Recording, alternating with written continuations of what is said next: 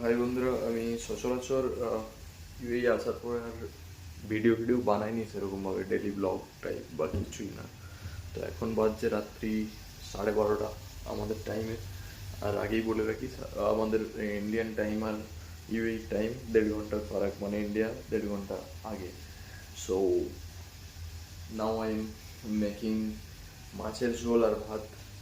দুপুরেই বানিয়েছিলাম অ্যাকচুয়ালি, দিয়ে রাত্রিবেলা তো খিদে পেয়েছে, তো স্বাভাবিক। তো ভাত রান্না হয়ে গেছে, ভাত অলরেডি ডান দেখতে পাচ্ছ। আর পিছনে রান্না ওইটাকেই আর কি, মাছের তরকারিটাকেই একটু তড়কা মারবো, যেটা আমি এই দেখতে পাচ্ছ মাছের তরকারি। আর পিছনে হচ্ছে রান্না। তো ভাতটা রান্না করে এরকম একটু ঝরতে দিয়ে দিই আর কি, বেশ ভালো ঝরে যায়। এটা আমার রুমমেটের, ওর কাছেই থাকে। আর অলমোস্ট আমার রান্না রেডি। ঝোল এখানে সুন্দর গদগদ করে ফুটছে, আর দারুণ একটা কালার এসছে, গন্ধটাও দারুণ। গন্ধটা তো ভিডিওর মধ্যে আমি প্রকাশ করতে পারবো না। এই আমার মাছ, আলু, বেগুন আর ফুলকপি, ঠিক আছে, দারুণ।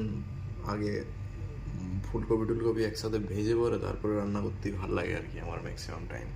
আর আমি একটু ঝোলটাই খাই। লাইক, কেমন হয়েছে বলো। আর আরও যদি এরকম টাইপের ভিডিও দেখতে চাও আমার ডেলি ডেলি লাইফের কিছু, তো সেটা কমেন্টে জানাও। আমি নেক্সট ভিডিও করার চেষ্টা করবো, ঠিক আছে। চমকিলা, ওয়াও, সুন্দর, অসাধারণ।